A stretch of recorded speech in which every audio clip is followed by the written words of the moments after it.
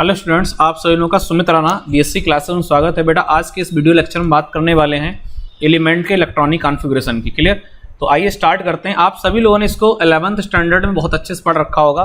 किसी भी एटम, किसी भी एलिमेंट का जब हम इलेक्ट्रॉनिक कॉन्फ़िगरेशन करते हैं तो सबसे पहले उस एटम की हमको एक्चुअल पिक्चर मालूम होना चाहिए। आपको बाकायदा बहुत अच्छे से ये मालूम होना चाहिए कि सेल क्या होता है, क्लियर, सब सेल क्या होते हैं, ऑर्बिटल्स क्या होते हैं। क्लियर? अगर इनके बारे में बहुत अच्छा अगर नॉलेज है तो फिर आपके लिए तो आपका कंफ्यूजन पूरी तरीके से खत्म हो जाएगा। आपके सामने जो पिक्चर दिख रही है इसमें हमने पूरी कोशिश की है समझाने की। ये एटम का पिक्चर है, क्लियर। ये हमारा न्यूक्लियस पार्ट हो गया, क्लियर। यहाँ पर ये हमने पहला एनर्जी लेवल लिया है, ये दूसरा एनर्जी लेवल लिया है, ये तीसरा एनर्जी लेवल लिया, ये चौथा एनर्जी लेवल है। ये हमारे एनर्जी लेवल्स हैं, इन्हीं को हम लोग सेल्स कहते हैं, इन्हीं को ऑर्बिट्स कहा जाता है या इन्हीं को प्रिंसिपल एनर्जी लेवल्स कहा जाता है। कहानी समझ में आ रही ना? ये जो नंबर्स आपको दिख रहे हैं इन नंबर्स को कहा जाता है प्रिंसिपल क्वांटम नंबर्स। कहानी समझ में आ रही ना? प्रिंसिपल क्वांटम नंबर वही आपकी मुख्य क्वांटम संख्याएं। मुख्य क्वांटम संख्या क्या होती हैं? जो हमारे क्या करें, जो एटम्स के अंदर एनर्जी लेवल्स को रिप्रेजेंट जो करते हैं वो हमारे क्या होते हैं? Principal quantum numbers. यहां तक क्लियर हुआ? दूसरी चीज, प्रत्येक एनर्जी लेवल्स के अंदर छोटे छोटे एनर्जी लेवल्स और होते हैं जिनको हम लोग सब एनर्जी लेवल्स या सब सेल कहते हैं। तो बात ये आती है कि जब हम किसी सेल के अंदर, किसी एनर्जी लेवल के अंदर सब सेल देखना चाहते हैं या चेक करना चाहें, निकालना चाहें, तो हमेशा ध्यान रखना कि जो हमारा एनर्जी लेवल का सीरियल नंबर होगा, जैसे यहां पर सीरियल नंबर 1 है तो इसके अंदर आपका सब सेल 1 होगा। यहां पर सीरियल नंबर, यहां पर सेकेंड एनर्जी लेवल आपका है तो इसके अंदर सब सेल कितने होंगे? 2 होंगे। तो जितना आपका जो मेन एनर्जी लेवल का सीरियल नंबर है उतनी ही संख्या में क्या होंगे बेटा? नंबर ऑफ सब सेल होंगे। यहां पर आपका एनर्जी लेवल 3 है तो इसके अंदर 3 सब सेल होंगे। ये चौथा एनर्जी लेवल है तो इसके अंदर बेटा 4 सब सेल होंगे। क्लियर? तो यहां पर बेटा जो पहला एनर्जी लेवल है इसके अंदर 1 सब सेल होगा, 1s। ये दूसरा एनर्जी लेवल है, इसके अंदर बेटा 2 सब सेल होंगे, 2s और 2p। ये तीसरा एनर्जी लेवल है बेटा, इसके अंदर 3 सब सेल होंगे, 3s, 3p, 3d। ये चौथा एनर्जी लेवल है बेटा, इसके अंदर 4 सब सेल होंगे, 4s, 4p, 4d, 4f। कहानी समझ में आ रही ना? तो हमने इतना कंफर्म कर लिया कि सेल के अंदर बेटा सब सेल होते हैं। अब ये जो सब सेल हैं 1s, 2s, 2p, अब इनके अंदर ये जो रेड कलर के आपको बॉक्स दिख रहे हैं बेटा ये ऑर्बिटल्स होती हैं। तो s के अंदर बेटा एक s ऑर्बिटल होगी, क्लियर। s के अंदर एक होगी ऑर्बिटल। 2s और 2p के अंदर, 2s के अंदर एक ऑर्बिटल होगी, 2p के अंदर 3 होती हैं, px, py और pz। क्लियर? ऐसे 3s आपका जो सब सेल है इसके अंदर एक ऑर्बिटल होगी 3s। 3p के अंदर बेटा 3 ऑर्बिटल होंगी। 3p सब सेल है बेटा, इसके अंदर 3p ऑर्बिटल होंगी, 3px, 3py, 3pz, xyz होता है। 3d के अंदर बेटा 5d ऑर्बिटल्स होंगी। ऐसे 4s के अंदर 1, 4p के अंदर 3, 4d के अंदर 5 और 4f के अंदर बेटा 7। इन सबको काउंट करोगे तो पहला जो एनर्जी लेवल इसके अंदर 1 ऑर्बिटल आएगी, दूसरे एनर्जी लेवल में 4 आएंगी, तीसरे में 9 आएंगी और चौथे में आपकी 16 निकल के आएंगी। तो ये हमने एक आपको एटम का एक जनरल आइडिया दिया कि जब आप किसी एलिमेंट का कॉन्फ़िगरेशन करने जाओ तो ये एटम के अंदर जो पूरा जो स्ट्रक्चर आपको दिख रहा है, ये जो अरेंजमेंट है सेल, सब सेल, ऑर्बिटल का, ये बिल्कुल दिमाग में एकदम क्लियर होना चाहिए, जिससे आपके लिए ये बहुत इजी हो जाएगा। क्लियर? आगे आते हैं। यहां पर देखिए ये एनर्जी लेवल डायग्राम है, ये एनर्जी लेवल डायग्राम है, ये आपका न्यूक्लियस पार्ट है, ये बहुत सारे एनर्जी लेवल्स हैं, ये बोहर मॉडल के अनुसार है। अब देखिए यहां पर देखते हैं, ये आपका मॉडर्न कॉन्सेप्ट के अकॉर्डिंग ये न्यूक्लियस पार्ट है। अब देखिए यहां पर ये बेटा पहला एनर्जी लेवल है, ये बेटा आपका दूसरा एनर्जी लेवल है, क्लियर। ये आपका तीसरा एनर्जी लेवल है, ये बेटा आपका चौथा एनर्जी लेवल है, ये बेटा आपका 5वां एनर्जी लेवल है, ये आपका 6ठा एनर्जी लेवल है। क्लियर? अब देखिए इन एनर्जी लेवल के, जैसे पहला एनर्जी लेवल है इसके अंदर एक सब सेल होगा। ये दूसरा एनर्जी लेवल है बेटा, कौन है बेटा? आपके दूसरा एनर्जी लेवल में 2s और 2p होंगे और ये जो 2p है बेटा इसके अंदर ये ऑर्बिटल होंगे। ऐसे बेटा ये तीसरा एनर्जी लेवल है, कौन कौन है आपका?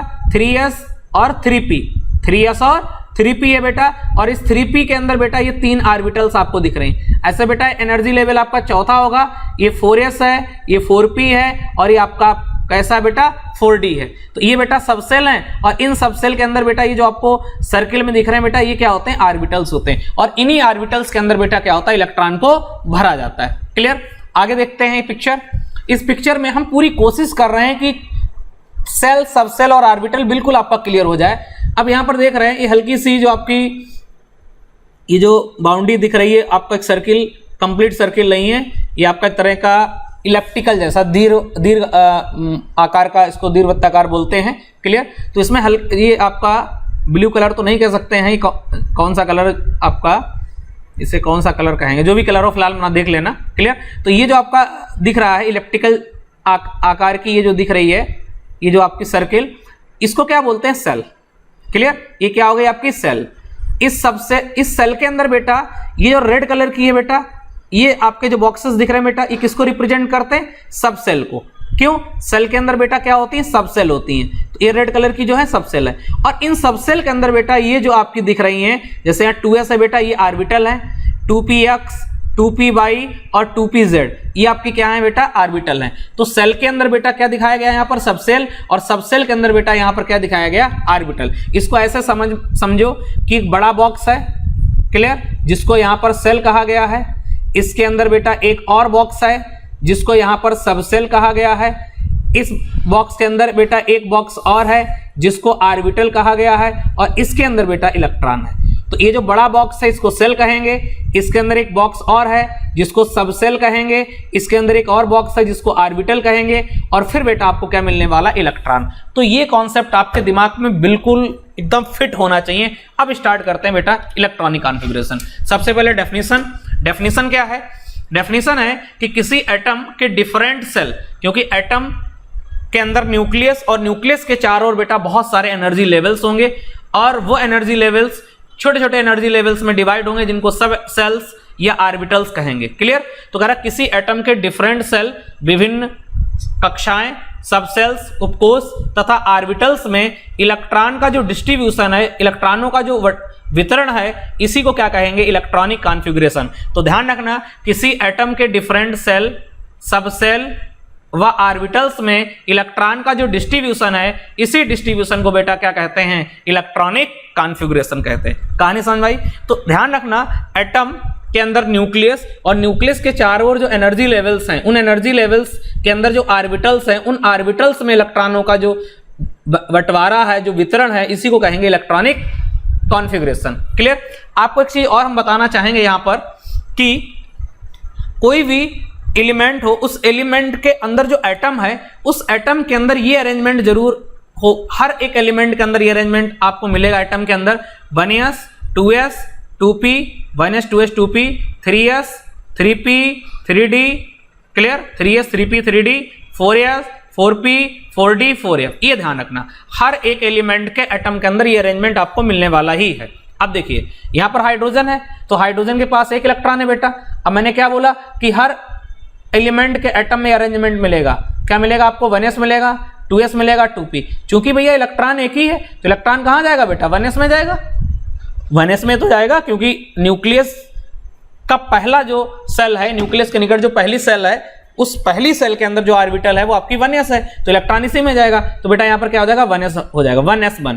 ऐसे हीलियम पर बात करें तो हीलियम के पास बेटा 2 इलेक्ट्रॉन है, चूंकि हीलियम इनर्ट गैस है तो 2 इलेक्ट्रॉन है बेटा। इसके अंदर वही अरेंजमेंट 1s 2s 2p, तो चूंकि 2 इलेक्ट्रॉन है तो दोनों इलेक्ट्रॉन कहाँ आएंगे, s में। क्यों, s की क्षमता है 2 इलेक्ट्रॉन की, p की है 6 इलेक्ट्रॉन की, d की है 10, और f की क्षमता है बेटा 14 इलेक्ट्रॉन की। ये सारी चीजें आपने पहले ही पढ़ रखी हैं। तो 2 इलेक्ट्रॉन है, कहाँ जाएंगे बेटा, 1s में जाएंगे। इसे हीलियम को क्या कहते हैं, इनर्ट गैस कहते हैं। क्लियर। अब लिथियम की बात आती है, लिथियम के पास बेटा कितने इलेक्ट्रॉन है, 3।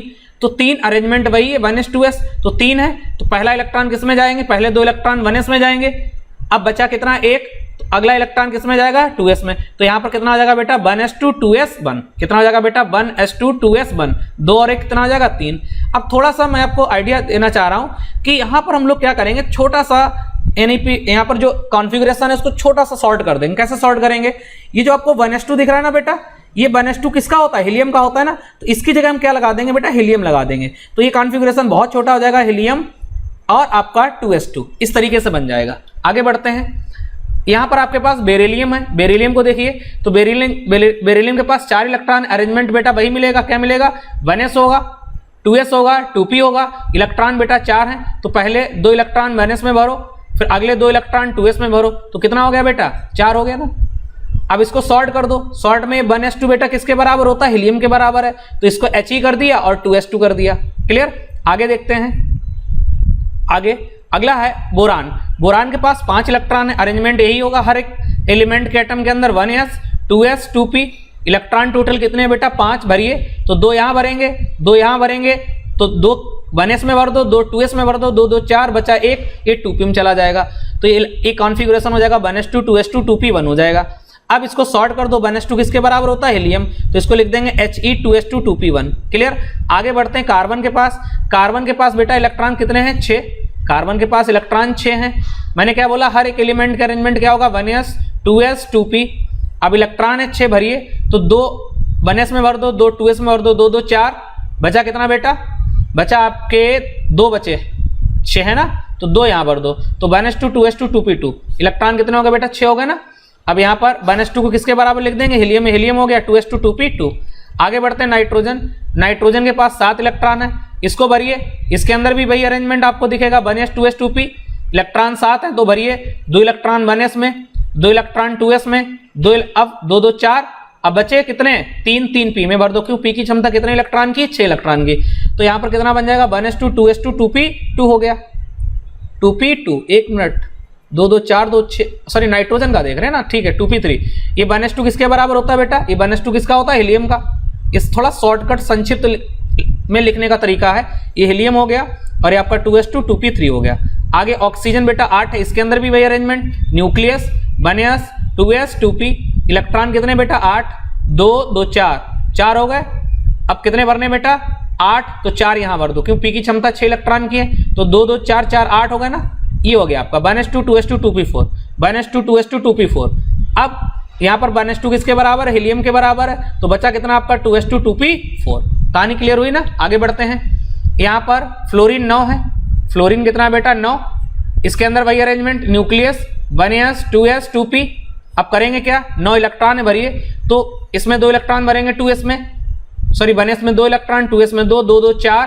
अब बचे कितने बेटा, 5, तो 5 और 5 2 7 और 2 9 हो गया फ्लोरीन का। तो यहाँ फ्लोरीन का कितना हो जाएगा, 1s2 2s2 2p5। शॉर्टकट कर दो, तो 1s2 को हटा के हीलियम कर देंगे, तो हीलियम की फॉर्म में हो जाएगा He 2s2 2p5। क्लियर, ये आपका किसका हो गया, फ्लोरीन का। अब आगे बढ़ते हैं, नियान। नियान आपका इनर्ट गैस है। क्लियर, तो इसको कैसे भरेंगे, इसका वही तरीका, न्यूक्लियस है 1s 2s 2p। हर एक एटम के अंदर ये अरेंजमेंट आपको देखने को मिलेगा। तो यहाँ पर 2 इलेक्ट्रॉन भरो, यहाँ पे 2 भरो, तो 2 2 4, बचे कितने बेटा, 6 6 4 10। तो ये जो आपको दिखाई दे रहा है 1s2 2s2 2p6, ये बेटा काय का है, ये बेटा नियॉन का है। ये किसका बेटा, नियॉन का। तो ये ध्यान रखना, अगर ये अरेंजमेंट आपको कहीं मिल रहा है, ऐसा इलेक्ट्रॉनिक कॉन्फ़िगरेशन बेटा कहीं भी आपको देखने को मिल रहा है, तो किसका होगा बेटा, नियॉन का होगा। कहानी क्लियर हुआ। अब हम लोग आगे जो भी पढ़ेंगे वो हीलियम में नहीं लिखेंगे, हम नियॉन में लिखेंगे। आगे देखते हैं, सोडियम। सोडियम 11 है, तरीका वही है, न्यूक्लियस होगी, 1s होगा, 2s होगा, 2p होगा, फिर 3s होगा, इसी तरीके से चलेगा ना।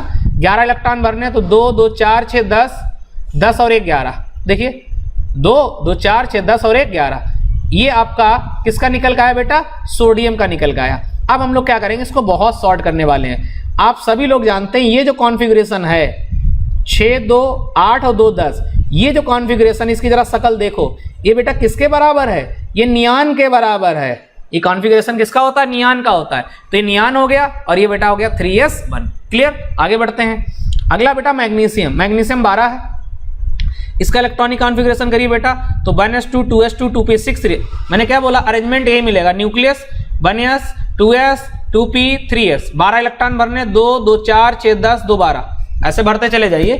हर एक एलिमेंट के एटम के अंदर ये अरेंजमेंट मिलने वाला है। सेल, सबसेल, सबसेल के अंदर ऑर्बिटल, फिर आपके इलेक्ट्रॉन। कहानी समझ में आ रही ना। तो 12 इलेक्ट्रॉन भरने, तो ये इस तरीके से 12 इलेक्ट्रॉन भर देंगे।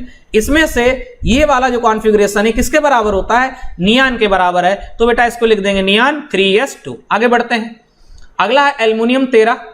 एल्युमिनियम 13, तो इसको कंप्लीट करते हैं, 1s2 2s2 2p6 3s2 3p1। Arrangement वही आपको मिलने वाला है, nucleus 1s 2s 2p 3s 3p, इस तरीके से चलेगा ना। 13 है, 2 2 4 6 10 हो गया, 2 12 और 1 13, भर दिया आपको। तो यहाँ पर यहाँ से यहाँ तक ये किसका हो गया बेटा, एल्युमिनियम का। इसमें से इतना जो है ये अलग कर देंगे, क्यों, ये आपका नियान का होता है। तो बिल्कुल एकदम शॉर्ट बन गया नियान 3s2 3p1। क्लियर हुआ। आगे सिलिकॉन, सिलिकॉन का भी इसी तरीके से भर लेंगे ना। अब देखिए यहाँ पर एल्युमिनियम का लास्ट इलेक्ट्रॉन कहाँ जा रहा बेटा, p में जा रहा, 3p1। p की क्षमता बेटा कितने इलेक्ट्रॉन की होती है, 6 इलेक्ट्रॉन की। अब सिलिकॉन 14 है तो इसी में इलेक्ट्रॉन, सब कुछ सेम चलता रहेगा, बस p में इलेक्ट्रॉन भरते रहिए, 3p2 हो जाएगा। ये वाला निकाल के नियान बना देना। ऐसे फास्फोरस 15, अगला इलेक्ट्रॉन कितना हो जाएगा बेटा, यहाँ पर 3 हो गए तो ये सिलिकॉन का हो गया। इसमें एक इलेक्ट्रॉन और भर दो p में, तो यहाँ पर p3 हो जाएगा। ये किसका बन जाएगा बेटा, फास्फोरस का बन जाएगा। फिर p में एक इलेक्ट्रॉन भर दो तो p4 हो जाएगा। ये बेटा किसका बन जाएगा, सल्फर का बन जाएगा। जब तक इलेक्ट्रॉन भरते रहेंगे जब तक p में 6 इलेक्ट्रॉन ना हो जाए। आगे देखिए क्लोरीन, p में क्लोरीन का इलेक्ट्रॉनिक कॉन्फ़िगरेशन करिए। क्लियर। तो p में एक इलेक्ट्रॉन और भर दो, लास्ट वाली सेल में इलेक्ट्रॉन भरते रहिए, 3p5 हो जाएगा। इतना ये वाला किसके बराबर होता है, नियान के बराबर। फिर आर्गन 18, अभी p में और आ सकता है क्योंकि p की क्षमता बेटा 6 इलेक्ट्रॉन की। जैसे p में 6 इलेक्ट्रॉन भर देंगे, अब आप देख रहे हैं कि p में 6 इलेक्ट्रॉन भरने के बाद यहाँ पर 1s2 ये भी फुलफिल हो गया, ये भी फुलफिल हो गया, ये भी 2p6 3s2 3p6। अब आप देख रहे हैं कि इसमें किसी तरीके की कोई भी गुंजाइश नहीं है कि आप कोई दूसरा इलेक्ट्रॉन इसमें आप भर दो, क्योंकि ये पूरी तरीके से इनकी कैपेसिटी कंप्लीट हो गई, क्योंकि p में 6 s में 2। कहानी क्लियर हो। ये जो कॉन्फ़िगरेशन बनता है बेटा ये आर्गन का होता है। और आर्गन बेटा कैसा है हमारा, आर्गन हमारा इनर्ट एलिमेंट या इनर्ट गैस कहलाती है। ये कहानी इतना क्लियर हो गया। आर्गन का इलेक्ट्रॉनिक कॉन्फ़िगरेशन आपके समझ में आ गया। अब आर्गन के आगे स्टार्ट करते हैं। क्लियर। अब जो भी लिखेंगे आगे के वो आर्गन की फॉर्म में लिखेंगे। पोटेशियम 19, तरीका वही है, न्यूक्लियस होगा, 1s होगा, 2s होगा, 1s 2s 2p। क्लियर। फिर 3s होगा, 3p होगा, 3d हो गया, 4s। इस तरीके से हर एक एटम के अंदर ये अरेंजमेंट मिलने वाला है। इलेक्ट्रॉन भरिए 1s2 2s2 2p6 3s2 3p6। अब जरा देखिए, कुछ लोग कहेंगे कि इलेक्ट्रॉन भैया 3d में जाना चाहिए, लेकिन आपने इलेक्ट्रॉन 4s में भर दिया, तो आपको बताना चाहेंगे बेटा 4s की एनर्जी कम होती है। आप वाउ कहता है कि जिसका एनर्जी कम हो उसको पहले भरो, तो 4s का एनर्जी कम है इसलिए इसको पहले भरेंगे, उसके बाद 3d को भरा जाएगा। कहानी क्लियर हुई ना। तो यहाँ पर भरें electron 1s2 2s2 2p6 3s2 3p6 4s1। अब s में कितने इलेक्ट्रॉन आ सकते हैं, 2, एक और आ जाएगा। ये वाला यहाँ से यहाँ तक बेटा, ये जो आपका कॉन्फ़िगरेशन है बेटा ये किसके बराबर होता है, ये तो आर्गन का है। तो इसकी जगह बेटा हम क्या लिख देंगे, आर्गन लिख देंगे। कितना शॉर्टकट हो गया। तो पोटेशियम 19 का बेटा कितना हो गया, आर्गन 18 और 4s1, क्योंकि 19 है बेटा तो ये तो 18 हो गया, और 4s1 में 1 है, 18 और 1 19। तो ये बेटा जो कॉन्फ़िगरेशन हो गया ये पोटेशियम का बन गया 19 का, कितना, आर्गन और 4s1। क्लियर। ऐसे कैल्शियम 20, कैल्शियम 20। अब आप जानते हैं कि अभी s में और इलेक्ट्रॉन आ सकता है, एक s में एक इलेक्ट्रॉन और ठोक दिया तो 1s2 2s2 2p6 3s2 3p6 4s2। तो ये वाला कॉन्फ़िगरेशन किसके बराबर हो गया बेटा, आर्गन का होता है। ये आर्गन लिख दिया और 4s2 लिख दिया। कहानी क्लियर हुई। आगे बढ़ते हैं। अब देखिए, अब 4s भर गया। मैंने अभी क्या बोला, मैंने बोला ये nucleus 1s 2s 2p 3s 3p 3d 4s 4p। हमने 4s में इलेक्ट्रॉन भरा, 3d में नहीं भरा क्योंकि 4s की एनर्जी कम थी। अब 4s भर चुका है, यानी 1s भर चुका है, 2s 2p 3s 3p 4s। ये यहां तक बेटा आपके कैल्शियम तक हो जाते हैं। अब कैल्शियम का आगे जैसे स्कैंडियम स्टार्ट होगा तो आगे के जो भी इलेक्ट्रॉन होंगे वो d में भरे जाएंगे। कब तक, जब तक d में 10 इलेक्ट्रॉन नहीं हो जाते। आगे स्टार्ट करते हैं। देखिए स्कैंडियम 21, तो देखिए 1s2 2s2 2p6 3s2 3p6। ये देखिए 6 2 8 6 2 8 और 6 14 और 2 16 और 2 18। ये बेटा किसका कॉन्फ़िगरेशन हो गया, आर्गन का। अब देखिए 4s में 2 इलेक्ट्रॉन भर दिए क्योंकि इसका एनर्जी कम है। 4s का एनर्जी बेटा क्या है, कम है, तो इलेक्ट्रॉन पहले आएगा। भाई अफवाह में n+l का रूल यही तो था, अफवाह का रूल यही तो है, जिसका एनर्जी कम होगा इलेक्ट्रॉन पहले उसमें जाएगा। तो 4s का एनर्जी कम है, इलेक्ट्रॉन पहले आए, इसमें भरा जाएगा। भाई 21 है ना, तो यहां तक 18 हो ही गए, और ये 18 और 2 4s में भर दिया, 18 2 20। अब बचा एक इलेक्ट्रॉन, अब वो कहां जाएगा बेटा, 3d में जाएगा। तो 3d में इलेक्ट्रॉन 4s के बाद ही भरा जाएगा, क्योंकि 4s का एनर्जी कम है, 3d का ज्यादा, इसलिए इलेक्ट्रॉन 4s में जाता है। ये बेटा किसका हो गया, ये आर्गन का हो गया। आर्गन कर दिया 3d1 4s2। टाइटेनियम 22 होता है। क्लियर। अब भरते रहिए वैसे ही, अब d में इलेक्ट्रॉन धड़ाधड़ भरते रहिए। क्यों, क्योंकि अब जो भी इलेक्ट्रॉन होंगे डी में जब तक भरे हैं तब तक डी में 10 इलेक्ट्रॉन नहीं हो जाएंगे, भरते रहिए। 1s2 2s2 2p6 3s2 3p6 और यहाँ पर कितना आ जाएगा बेटा, ये 3d2 4s2। ये बेटा किसका होता है, ये आर्गन का होता है, ये आर्गन कर दिया। 18 और 4s में भरे, 18 2 20 और 2 22, क्यों 4s के बाद ही 3d को भरा जाएगा। इसके बाद बेंडियम 23 है, तो यहां से बेटा यहां तक कितना हो गया बेटा, ये 18 हो गया, 18 हो गया।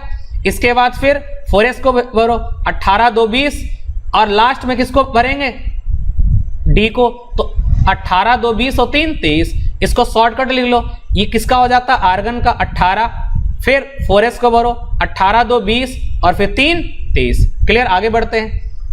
क्रोमियम 24, अब यहां समझना है थोड़ा सा, क्रोमियम हमारा एक्सेप्शनल एलिमेंट है, ये हमारा अपवाद होता है। तो बेटा आपके अनुसार तो वैसे ही होना चाहिए, 1s2 2s2 2p6 3s2 3p6 3d4 4s2, क्यों, ये हमारा 18 हो गया, 18 2 20 और 4 24। लेकिन अब यहां पर थोड़ा सा टर्न है, क्या टर्न है, ये जो क्रोमियम होता है बेटा एक्सेप्शनल है। होता क्या है कि अगर आपने डी में 4 इलेक्ट्रॉन कर दिए हैं, क्लियर, तो होता क्या है कि क्रोमियम अपनी स्टेबिलिटी को बढ़ाने के लिए, यानी क्रोमियम अपने को स्टेबल करने के लिए क्या होता है, या कह सकते हैं कि क्रोमियम की स्टेबिलिटी के लिए क्या होता है, 4s का एक इलेक्ट्रॉन 3d में चला आता है। 4s और 3d की एनर्जी में बहुत कम डिफरेंस होता है।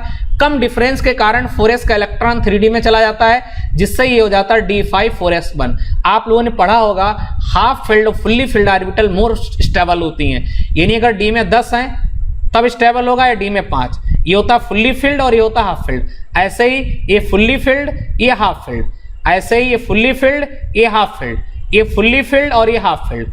ये थोड़ा सीक्वेंस याद रखेंगे, हालांकि आगे हम लोग इस पर चर्चा करने वाले हैं, जो एक्सेप्शनल होते हैं इनके क्या रीजन हैं उन पर हम चर्चा करेंगे। फिलहाल अभी आपको इतना याद रखना है कि क्रोमियम की स्टेबिलिटी के लिए क्या होता है, क्रोमियम अपने को स्टेबल करने के लिए, एक्स्ट्रा स्टेबिलिटी के लिए 4s का एक इलेक्ट्रॉन 3d में चला आता है, जिससे ये स्टेबल हो जाता है। क्यों, क्योंकि रूल है हाफ फिल्ड और फुल्ली फिल्ड ऑर्बिटल आपका मोस्ट स्टेबल होती हैं। क्लियर, तो यहाँ पर इसका जो करेक्ट कॉन्फ़िगरेशन है वो ये बनेगा। तो यहाँ पर इसको थोड़ा सा शॉर्ट फॉर्म में लिख दो, तो शॉर्ट फॉर्म में ये आपका आर्गन हो जाएगा 18 और 4s में 1, क्लियर, 18 और 1 19 और 5 कितना हो जाएगा आपका 24 हो जाएगा। क्लियर, मैग्नीज 25 भरिए इलेक्ट्रॉन, तो ये यहाँ तक 18 हो गया।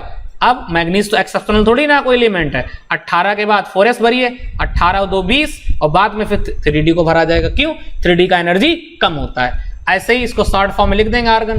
अब आयरन देखिए, आयरन का उसी तरीके से पूरा हो गया, यहाँ तक 18 और 2 20, 18 2 20 और 6 26 हो गया।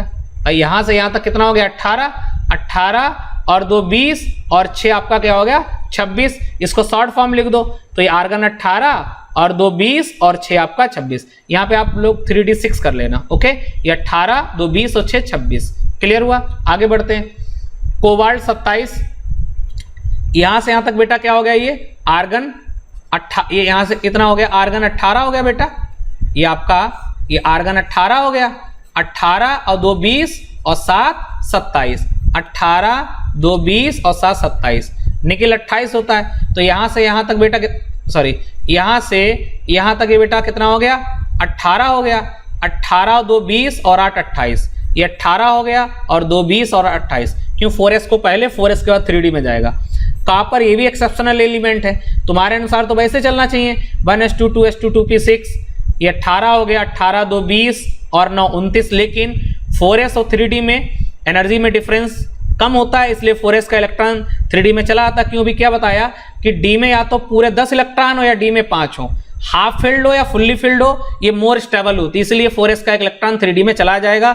यहाँ पर 3d10 हो जाएगा, 4s1 हो जाएगा। तो ये एक्स्ट्रा स्टेबिलिटी के लिए 4s का इलेक्ट्रॉन 3d में चला जाता है, इसलिए इसका करेक्ट कॉन्फ़िगरेशन क्या हो जाएगा, आर्गन 18 3d10 4s1। क्लियर, इसके बाद आखिरी आपका देखिए जिंक 30 का यहाँ पर ये 18 और 2 20 और 10 30, इसको शॉर्ट फॉर्म इस तरीके से लिख देंगे। क्लियर, तो ओवरऑल ये आपके न्यूट्रल कह सकते हैं, ग्राउंड स्टेट के जो एलिमेंट थे या न्यूट्रल फॉर्म में, यानी ना तो न्यूट्रल फॉर्म के ये जो है कॉन्फ़िगरेशन थे, जो भी एलिमेंट है वो न्यूट्रल फॉर्म में। न्यूट्रल फॉर्म का अर्थ है ना तो इलेक्ट्रॉन इन्होंने लूज किया, ना ही इन्होंने आपका एक्सेप्ट किया। क्लियर, ना ही इलेक्ट्रॉन ग्रहण किया ना ही त्यागा। इनको बोलते हैं न्यूट्रल फॉर्म के electronic configuration, clear, ground state के इलेक्ट्रॉनिक कॉन्फ़िगरेशन, क्योंकि इस टाइप के एलिमेंट ने ना तो इलेक्ट्रॉन एक्सेप्ट किया ना ही लूज किया। अब इसी में थोड़ा सा और हम इंक्लूड कर रहे हैं electronic configuration of cation and anion, इसको समझ लेते हैं। Sorry, electronic configuration of cation और एनायन। कैटायन कब बनता है? जब कोई एलिमेंट इलेक्ट्रॉन को लूज कर देता है। इलेक्ट्रॉन को लूज, जैसे यहां पर m ने एक इलेक्ट्रॉन लूज किया है तो m पॉजिटिव बन गया। अगर m यहां से 2 इलेक्ट्रॉन लूज कर देता तो m के ऊपर कितना पॉजिटिव आ जाता है? 2 पॉजिटिव। तो कैटायन का अर्थ है इलेक्ट्रॉन लूज करने के बाद उस पर जो चार्ज आता है। कैटायन का अर्थ है इलेक्ट्रॉन की कमी, क्लियर। जैसे यहां पर कैल्शियम की बात करें, कैल्शियम 20 है तो यहां पर 1s2 2s2 2p6 3s2 3p6, ये 18 हो गया, 18 2 20, क्लियर। आप यहां पर कैल्शियम डबल पॉजिटिव कैटायन का बनाना चाह रहे हैं, 2 इलेक्ट्रॉन निकाल दीजिए। तो हमेशा ध्यान रखना जो भी इलेक्ट्रॉन निकलेगा वो आउटर सेल से निकलेगा। तो बेटा यहां पर आउटर सेल कौन है? 4s, तो 4s के 2 इलेक्ट्रॉन निकल जाएंगे। तो जो आपका बचेगा configuration 1s2 2s2 2p6 3s2 3p6, 2 2 4 6 10 2 12 6 12 6 18, क्यों? 2 इलेक्ट्रॉन निकल जाएंगे, 18 बचेगा। आयरन 26 है तो यहां से यहां तक आप देख रहे हैं ये 20 का है, यहां से 2 इलेक्ट्रॉन निकाल देंगे फिर डबल पॉजिटिव, तो इलेक्ट्रॉन कहां से निकलेंगे? लास्ट ऑर्बिट से निकलेंगे, क्लियर। तो यहां से 4s से 2 इलेक्ट्रॉन निकाल देंगे तो ये कॉन्फ़िगरेशन आपका बचेगा, clear. 1s2 2s2 2p6 3s2 3p6 3d6। ऐसे ही अगर यहां पर हम Fe ट्रिपल पॉजिटिव ले लें, ट्रिपल पॉजिटिव का अर्थ है 3 निकाल दें, तो 3 में जरा समझिए, तो 3 में क्या होगा? 2 इलेक्ट्रॉन तो 4s से निकल जाएंगे और 1 इलेक्ट्रॉन कहां से निकलेगा? d से निकलेगा। तो टोटल कितने इलेक्ट्रॉन निकल जाएंगे? 3। तो फाइनल कॉन्फ़िगरेशन हो जाएगा 1s2 2s2 2p6 3s2 3p6 3d5, clear. ये था कैटायन का। आइए एनायन को भी समझ लेते हैं। कॉपर का भी उसी तरीके से कर लेंगे। Cu पॉजिटिव है ना, तो 1 इलेक्ट्रॉन यहाँ S से निकाल देना। ऐसे डबल पॉजिटिव का अर्थ क्या है? अब फिर आपको D से निकालना पड़ेगा, हालांकि D यहाँ पर बहुत स्टेबल है, एनर्जी ज्यादा नहीं देनी पड़ेगी, तो फिर यहाँ से एक electron, but Cu double positive का अर्थ क्या है? एक S से निकलेगा फिर एक D से निकलेगा, तो फिर क्या हो जाएगा? आपका 3d9 हो जाएगा। उम्मीद है चीजें समझ में आ रही होंगी भाई। Cu आपका क्या है? न्यूट्रल है, ग्राउंड स्टेट का है। Cu पॉजिटिव का अर्थ है 1 इलेक्ट्रॉन निकालना है, 4s का निकाल देंगे, लेकिन डबल पॉजिटिव का अर्थ है 4s के साथ साथ D का भी इलेक्ट्रॉन निकालना होगा।